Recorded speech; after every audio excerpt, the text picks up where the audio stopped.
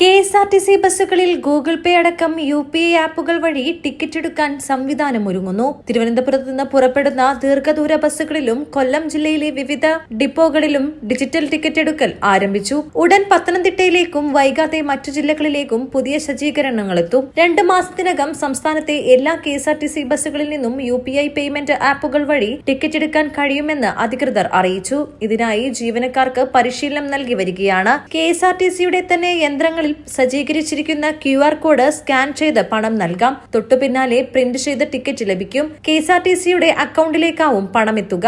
Debit credit കാർഡുകൾ അനുവദനീയമല്ല. നേരത്തെ തിരുവനന്തപുരം ജില്ലയിലെ സ്വിഫ്റ്റ് ബസ്സുകൾ ഉപയോഗിച്ച് ഓപ്പറേറ്റ് ചെയ്യുന്ന സിറ്റി സർക്കുലർ സർവീസുകളിലും പോയിന്റ് ടു പോയിന്റ് സർവീസുകളിലും പരീക്ഷണാർത്ഥം ഓൺലൈൻ പണമിടപാട് ആരംഭിച്ചിരുന്നു. ഇത് വിജയകരമായതോടെ ജില്ലയിലെ മറ്റ് ഡിപ്പോകളിലേക്കും വ്യാപിച്ചു. ഇതിന്റെ തുടർച്ചയായിട്ടാണ് കൊല്ലത്തും നടപ്പിലാക്കിയത്. ഇതിലൂടെ ചില്ലറ തർക്കം, ബാലൻസ് വാങ്ങാൻ മറക്കലടക്കം പ്രശ്നങ്ങൾക്ക് പരിഹാരം കാണാൻ കഴിയുമെന്നാണ് കെ.എസ്.ആർ.ടി.സിയുടെ കണക്കുകൂട്ടൽ. UPI ആപ്പുകൾ സ്വീകരിക്കണമെന്ന് യാത്രക്കാരും ആവശ്യപ്പെട്ടിരിക്കുകയായിരുന്നു. സംസ്ഥാനത്തെ സ്വകാര്യ ബസ്സുകളിൽ ഡിജിറ്റൽ പേയ്മെന്റ് സംവിധാനം ഒരുക്കിയ ചലോ മൊബാലിറ്റി സൊല്യൂഷൻസ് പ്രൈവറ്റ് ലിമിറ്റഡ് എന്ന കമ്പനിയാണ് കെ.എസ്.ആർ.ടി.സിയുടെയും ഡിജിറ്റലാക്കുന്നത്.